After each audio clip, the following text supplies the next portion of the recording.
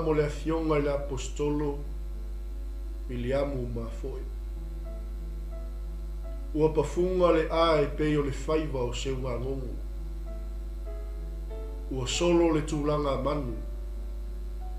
Ua saa le fau ina ua tulima le lupe i le ua whaaifo le ngā aloa i le taumanga mutia.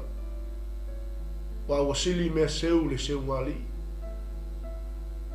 Wa o lele wa e whanua le whaatama so ali inga le manu le tua sivi sa whaangota i le tainulutu. Ua tapisa fo i le manu whanua ina ua la foia ata ata o le la ngotu. Ua ngonga fo i le fale na malepe aito finga le li intua. Ina ua pāle alanga e peo le upu na whai le amuenga na i le ala taua. Ua tauta iae le tautua sa taula mua i le whalo ino le uto le puni loa. A o se toa manu manu fo i sa wha mangoto e tau fi mau le maene o le puni matatonga. A waolona lea wala awina mai le langu. Ia fai ma fai vai tangata. Na avea le upu a le atua ma upenga malosi. E tau fi mau wai se anganga ma ave i le whaolatanga e whaavavau.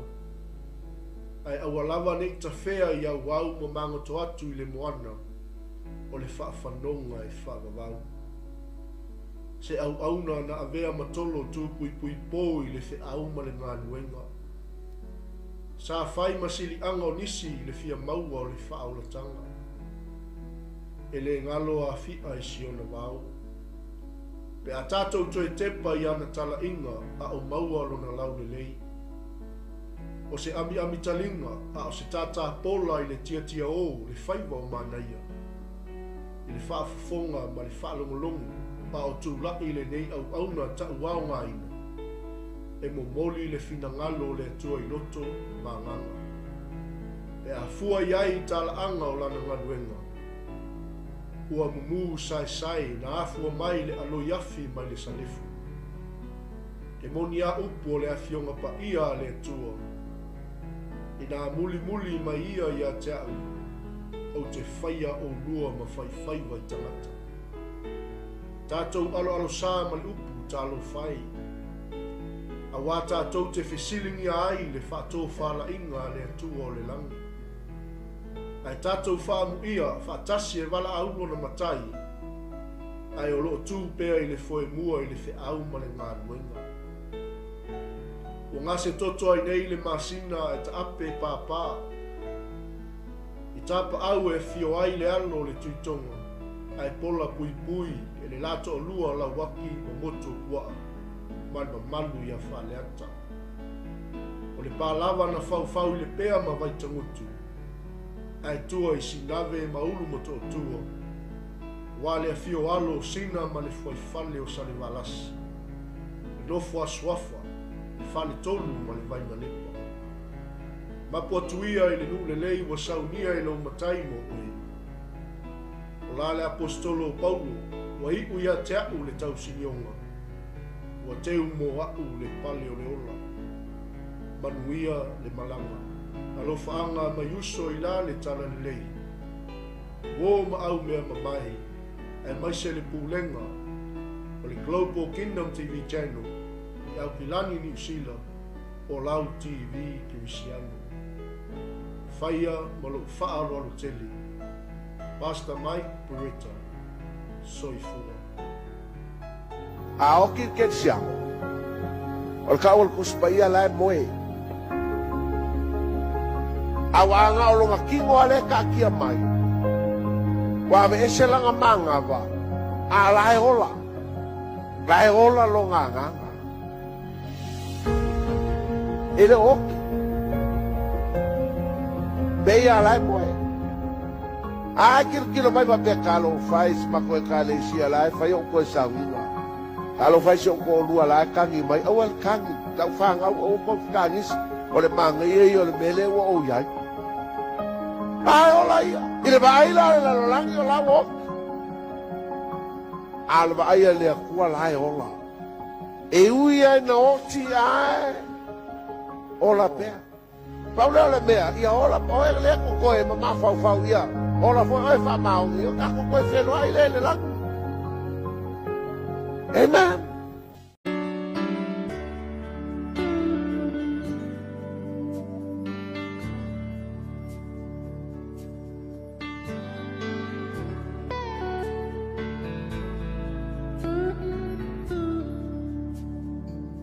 Kalesia wa fo mai a manga o fa manguia le kua ya o lo ko lua malau fangau ia kau mo fai e ola i le fina ngalo le atua. Ko ia ngau le loko manga kuinga ngau le olanga. Ai kau mo fai e fa maongi le atua ma le soifuanga o lo mana o ia i le atua ia ola fa pa ia ina. Wa le mo fai o fa manguia mai le kua pe a fai ke le o Skype. E ke leo feia le finga ngalo le akua. E ke leo wha mahongi fo e wha bengango wha kaunu. Le upo le akua i lo soifunga mo lo oa.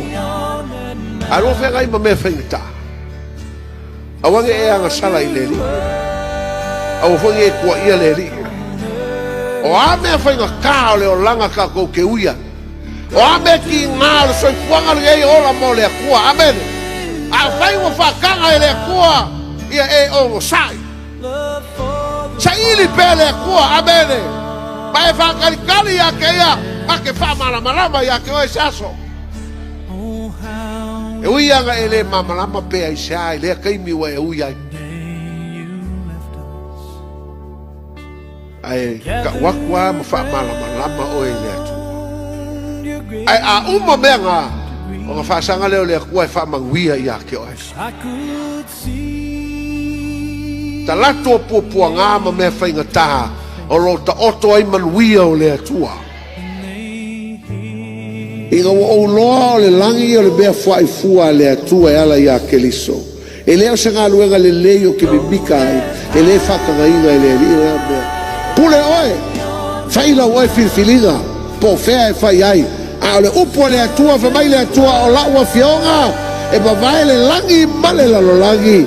E le ma vai la upu e ku mau e fa mau o le upu foi le fa mo silo ina tato pe aka ko waku le langi ma le ola e fa mau le lau ka waku ya ke oe le ngai po ka lia Yesu e ve mali ma fa ola o ina ke mau ai le ola e fa mau o nga luenga ma nga luenga e mau ai le kaui o sa lia e le atua. Awa foi e pase e au ngā luenga e whai. A ngā leo whamai ko spaia e kofo ka ko ngā luenga. O ngā whape ngā leo ngā ai pe maua le kaui pe le aisa kaui. A le maua sau kaui. Whamai ka kwa e la ngonga le mawhakia. O lau pulai ai whamai you suffer the loss.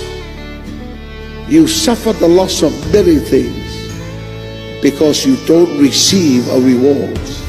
Ai ui lea e ke sao pea. E peia o e sanga kai ui mai i le afi. O le me vole awange e whaapenganga e pio pā. Awa fwoi e whi alo whai. Awa fwoi e ke aunga whaakumulima. Ma kua e kango i ai. Amene. Whai e lo whai mea le leima lo whai mea ma whai. Awa lai whaakani le kau i o mea kako ke whai. Ma mai a yopu au te saa ili pēa i le li. Ao mai mea whainga kā. Awa ki sola ese maleari. O le ki ngāo mea o mai ake oe, o lo si ngai lua a ao le ari. O le makui kui o mea o mai ake oe, o lo makualaka ngā i le li. Ai leo ki ngā loa e sola ese ma le li. Ai sea. Pasa ngā e o matai maunga e o mai ai lo sosoani, o lo fe sosoani mai a. Awa ke sola ese ma le li i kei mi whainga kā. Awa ke alu ese male akua i keimi popua ngā, ma keimi o ki ngā. O keimi sili ia o e makualaka i le li, ma makuasa ili le li. Awa o keimi sili ia o ngā kā e ma ale el kofa. E ma ale ele moe. E ma ale ai mangako ka ngaka maloko ka ngaka. Whaingo fia e o ngā sel mea whai. Whaingo fia inga le kou se mangako o ngā sapsi leo le mea o la whaia. Sa ili pe i le akua i keimi whapea. O le awhikalai pe le akua i a oe ma whamalosi au pe le akua i a ke oe. Nga ke au mai a whai le kou whama le moe i a ke oe. O ma ngaku le lei ma la ngonga le lei au mai le akua i a ke oe. e ke whawhikawia ai mea whainga kaha o lolo whawhisanga. Lea wau fola ia ke oe. Kasi pēle ka ngaka. Kasi pēle swafa ke whaola ai. Whaola inga ai. Swafa ke malolo ai. Swafa ke sao loko ai. Ole swafa whapenga au kali ai o mafkianga.